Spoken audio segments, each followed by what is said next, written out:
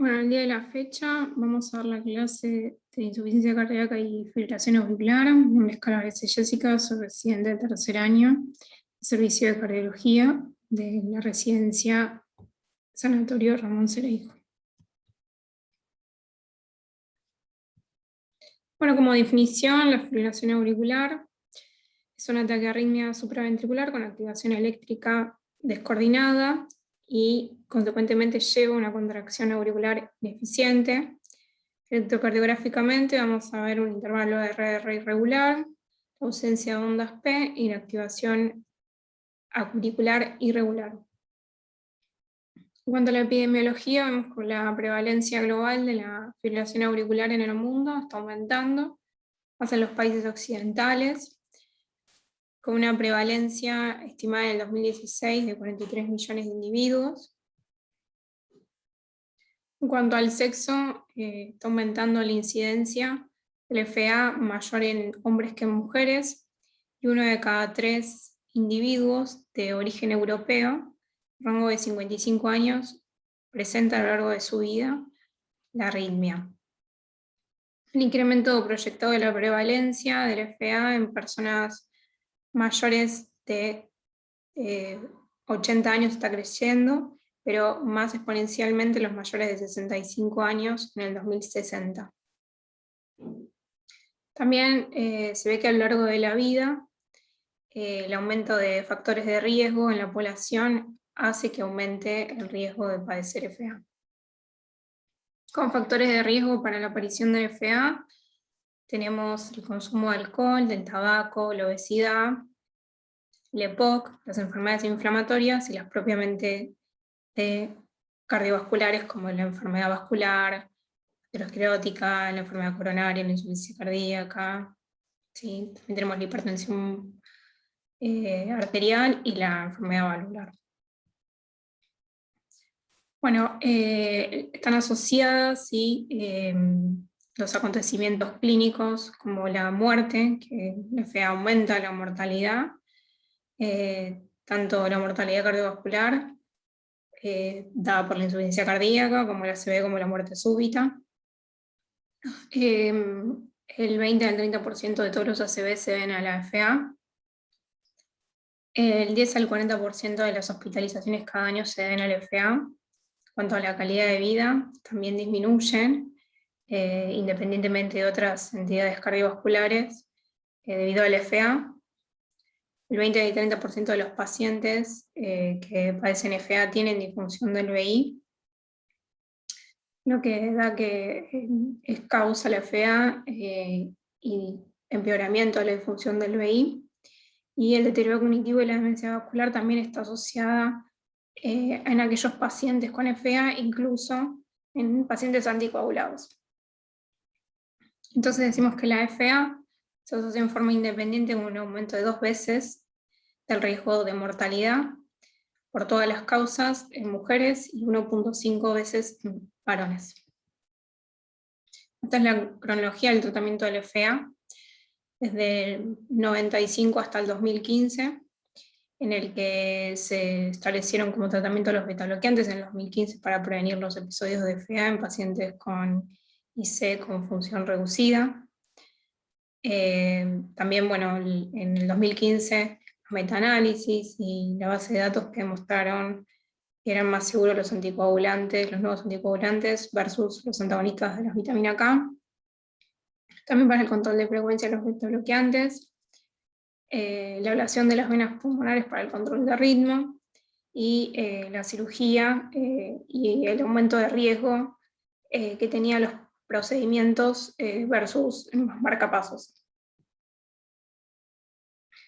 Bueno, en cuanto a la fisiopatología y la genética del FA, tenemos que tiene un fuerte componente hereditario, independiente de otras causas cardiovasculares. En pacientes jóvenes se ve una asociación con las miocardiopatías y las canalopatías hereditarias asociadas por mutuaciones, que la variante más importante es la expresada en el cromosoma 4q25 PIT2. Estas variantes modifican el riesgo de FA hasta 7 veces, incluyendo el riesgo de ictus.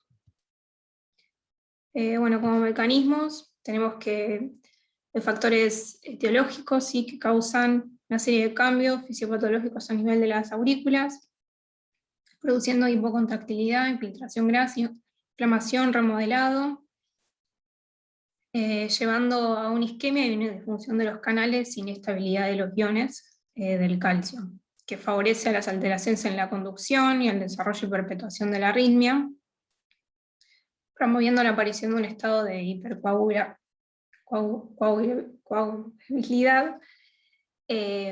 También a nivel del endotelio, sea que se reduce la tensión de cizallamiento del endotelio, aumentando la expresión de la proteína PAI-1, y una cadena de moléculas de adhesión que aumentan su expresión y desprendimiento de células endoteliales. Esto origina la exposición del factor tisular, que a la vez todos estos cambios contribuyen a la creación de un entorno trombogénico en las aurículas, en los pacientes con FA, y tornándose la arritmia más progresiva y de forma que continúa el ciclo. Entonces dijimos que hay factores externos que inducen el remodelado estructural de las aurículas. El remodelado estructural produce una disociación eléctrica entre los haces musculares y una heterogeneidad en la conducción local que favorecen un fenómeno de reentrada y perpetuación de la arritmia.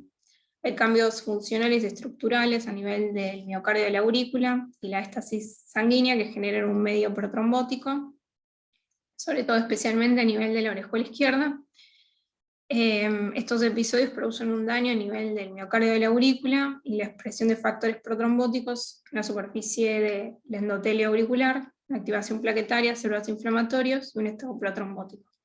Todo esto de la activación auricular y sistémica llevan a que explica los episodios reiterados de FA con riesgo a largo plazo de ACV. Bueno, en cuanto a las alteraciones fisiopatológicas, hay entidades clínicas que contribuyen a esto, así como dijimos, el envejecimiento, la enfermedad coronaria, la insuficiencia cardíaca, los factores genéticos, la obesidad, la aterosclerosis, ¿sí?, la hipertensión. Todo esto lleva al proceso de remodelado estructural antes que aparezca el FA, llegando a un punto a que ese remodelado ya se hace irreversible. Con los mecanismos fisiopatológicos hay dos teorías: el inicio focal y el mantenimiento de la fibrilación. Es una fuente que se inicia a nivel de las venas pulmonares, que podría desencadenar un FA, y por eso la ablación en las venas pulmonares podría suprimir la recurrencia del FA.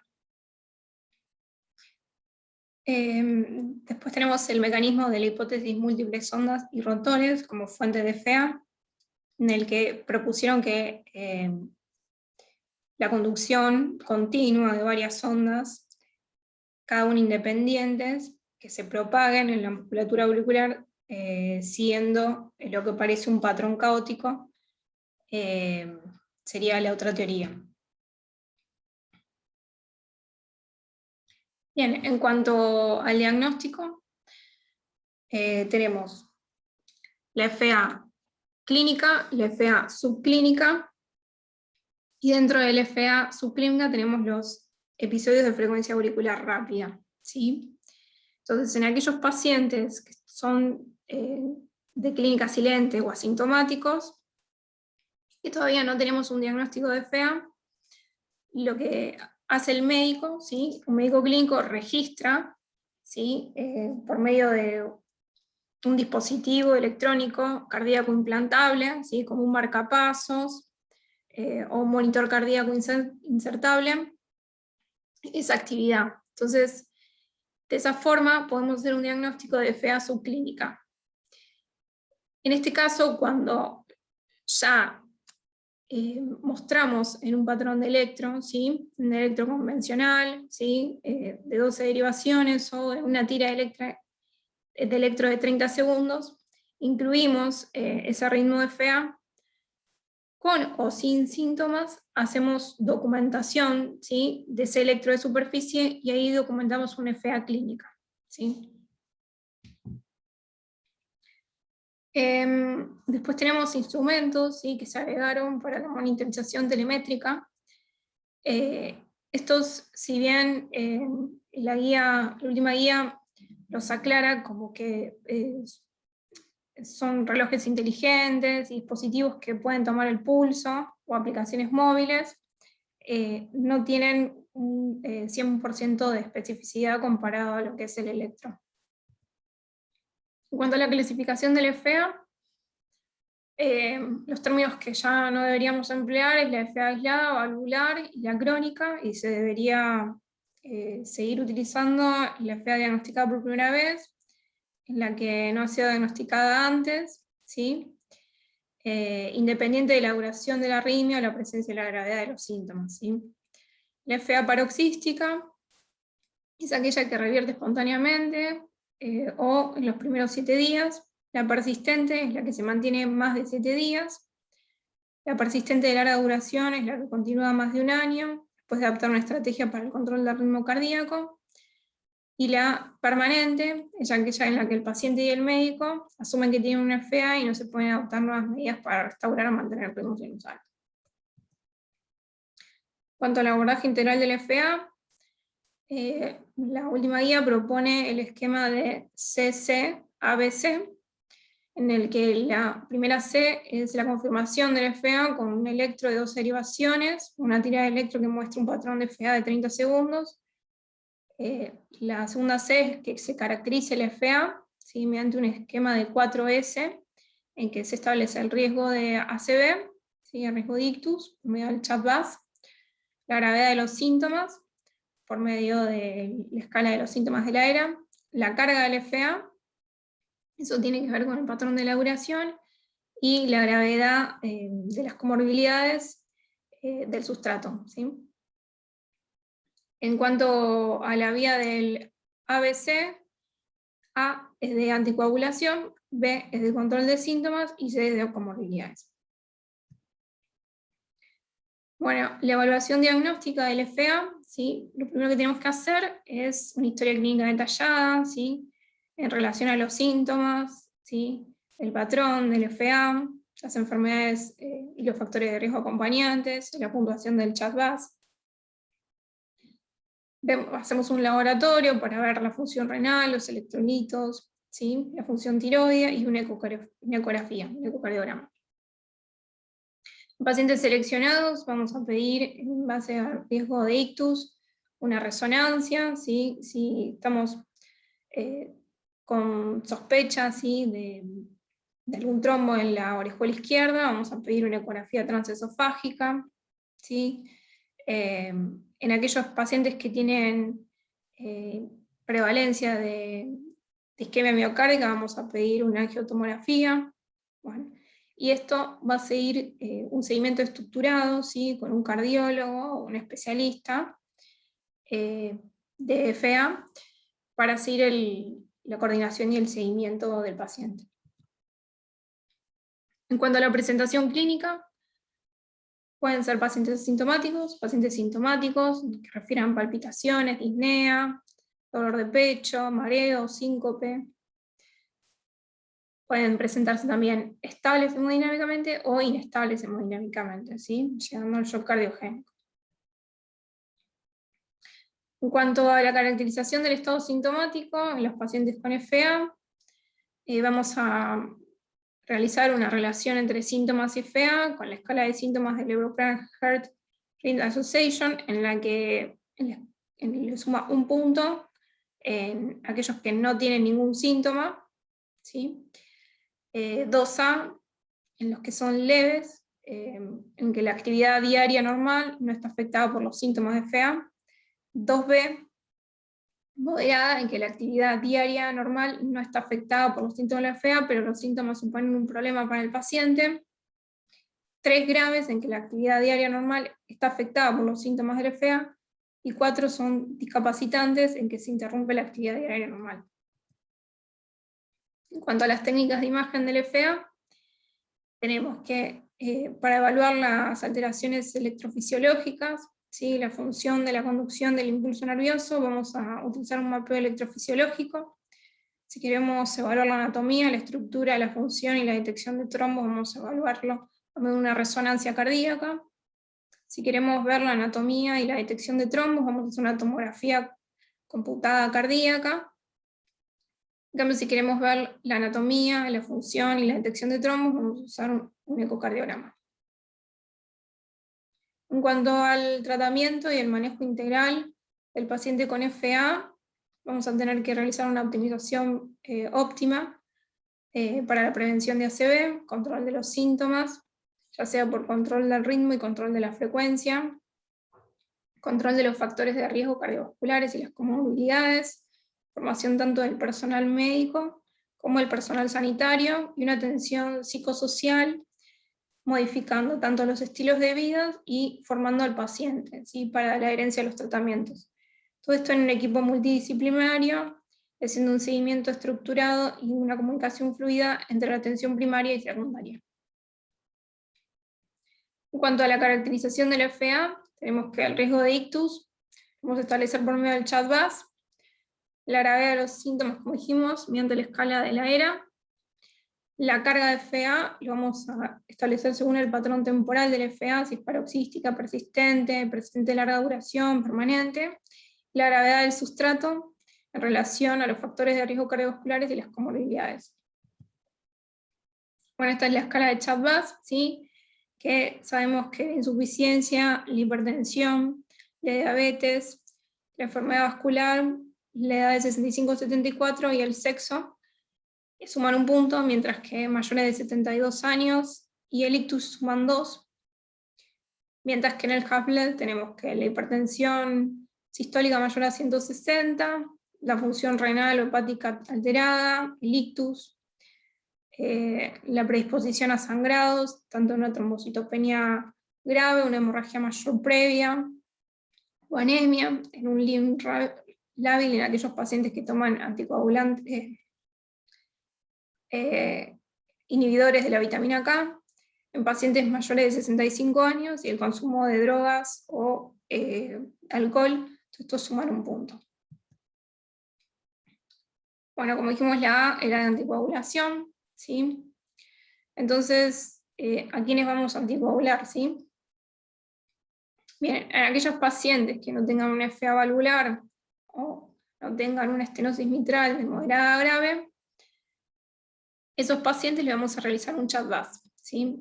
Si tienen un punto en mujeres o 0 puntos en hombres, el riesgo de ACV va a ser bajo, ¿sí? Por lo tanto, no voy a dar un tratamiento antitrombótico, ¿sí? En caso de que tenga un punto en hombres o 2 en mujeres, le voy a realizar un HAFLED, una escala de HAFLED, y si me da mayor a 3, ¿sí?, voy a intentar controlar los factores modificables, ¿sí?, de riesgo de sangrado.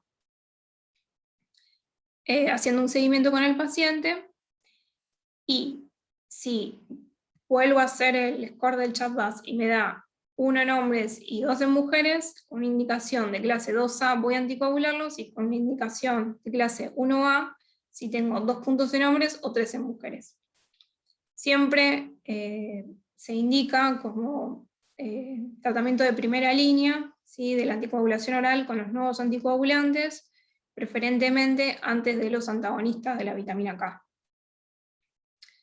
En cuanto a los criterios para la selección de la dosis, ¿sí?, se va a reducir la dosis en aquellos pacientes que reciban dabigatran, ¿sí?, a una dosis de 110 miligramos cada 12, si presentan una edad mayor a 80 años, si vienen tomando verapamilo o si tienen un riesgo hemorrágico aumentado.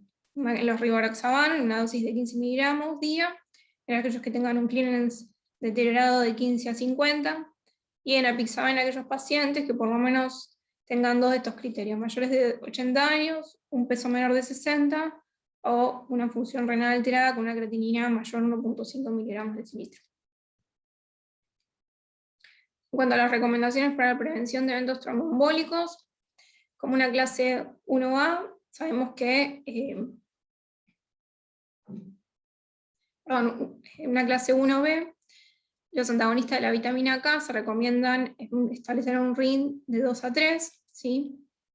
En aquellos pacientes tratados con antagonistas de la vitamina K, en el que no se llega a un TP mayor a 70, se recomienda cambiar a nuevos anticoagulantes o mejorar los controles y el asesoramiento al paciente, ¿sí? Una recomendación de clase 2A.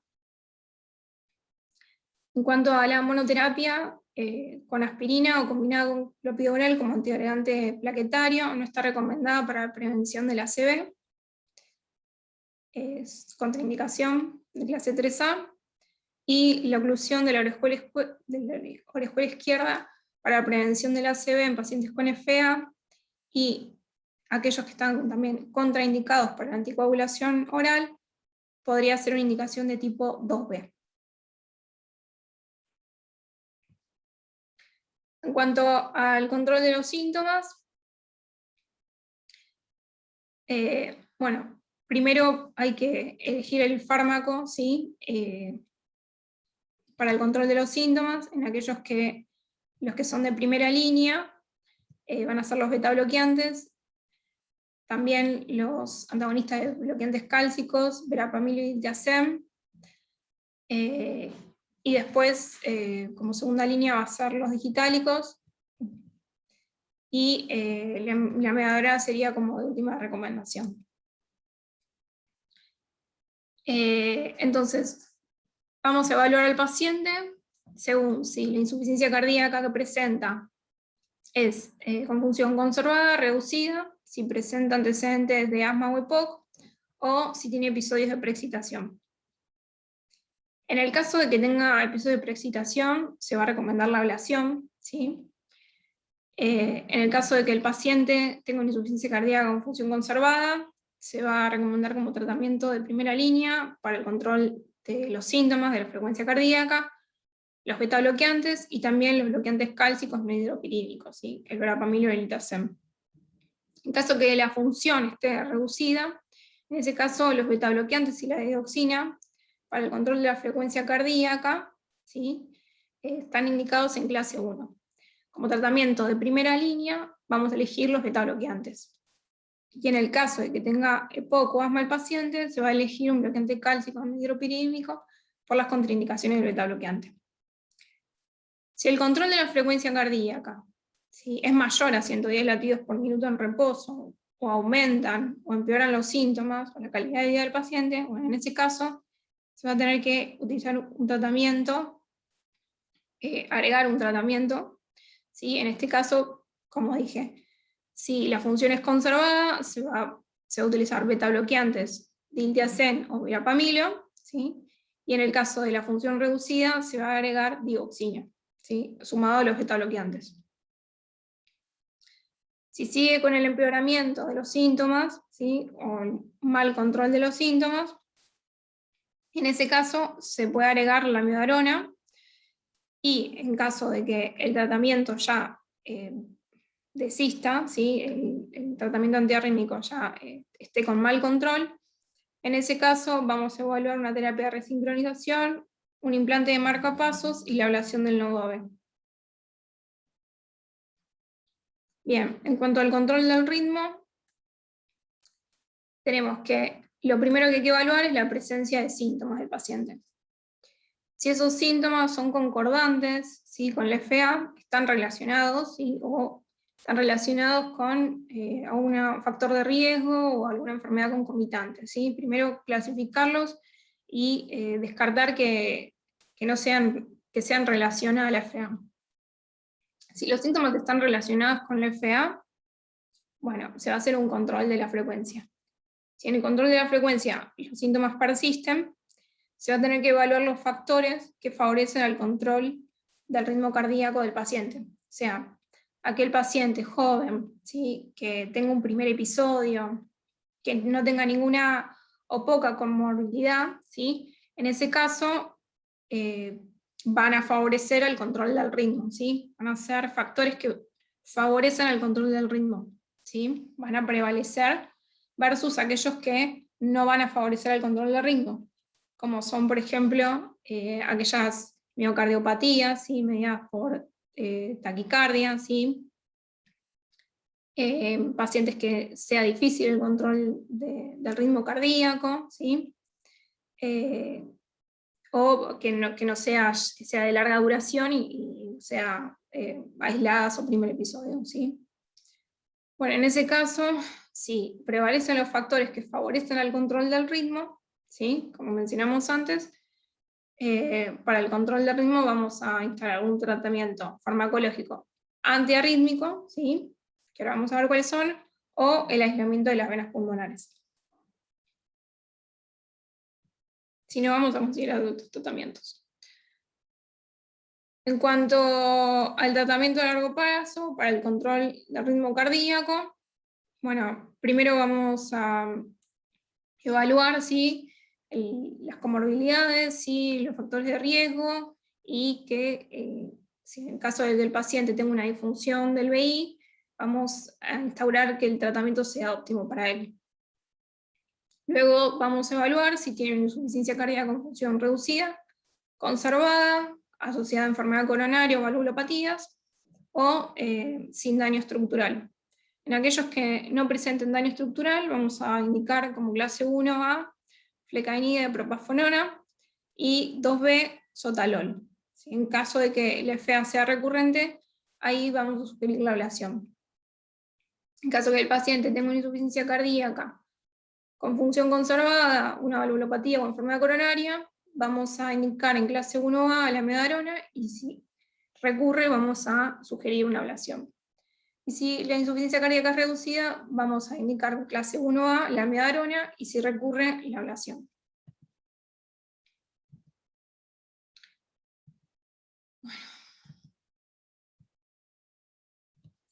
En cuanto a las indicaciones para la ablación con catéter del FA asintomática, la vamos a clasificar en caso de que ese FA sea paroxística o persistente, pero sumado a una insuficiencia cardíaca con función reducida.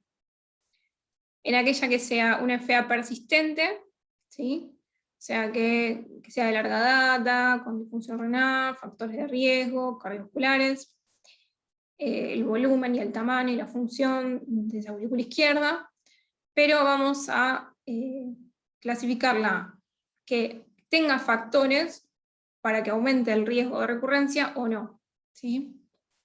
Y por último, la FA paroxística. Si la FA es paroxística, ¿sí?, en relación a las preferencias del paciente, se van a considerar y se va a sugerir con una indicación de clase 2A la ablación con catéter. En caso de que sea persistente pero sin factores de recurrencia, se le va a sugerir con una indicación de clase 2B la ablación con catéter. En caso que sea una FA persistente, pero que tenga factores de riesgo para recurrencia, ahí vamos a evaluar con precaución, ¿sí?, la ablación. Y en caso de que sea una FA con una función, con insuficiencia cardíaca con función reducida, vamos a indicar con una clase 1A, ¿sí?, para revertir la disfunción del VI, ya que es probable que se genere una taquimiocardiopatía, la ablación con catéter. En caso que el paciente quiera seguir el tratamiento farmacológico y haya fallado, si no tiene factores de riesgo de recurrencia y presenta FA paroxística, vamos a indicar con clase 1A la ablación con catéter, y clase 2A si es una FA paroxística con función reducida, o persistente con función reducida, o una persistente con riesgo de recurrencia. Bueno, y por último, el manejo de las comorbilidades y los factores de riesgo, como veníamos hablando, la insuficiencia cardíaca, la enfermedad valvular, la hipertensión, la diabetes, la enfermedad renal, las enfermedades inflamatorias concomitantes, el EPOC, la apnea, hipopnea obstructiva del sueño, la obesidad, el tabaquismo, el consumo de alcohol, la dislipemia, sedentarismo, ¿sí?, la enfermedad vascular y la enfermedad coronaria. Todos estos contribuyen al desarrollo, ¿sí?, para un sustrato, ¿sí?, para la FA en la aurícula izquierda, y manejando y realizando un tratamiento intensivo de estos factores de riesgo podemos reducir la tasa de recurrencia. Bueno, espero que les haya gustado.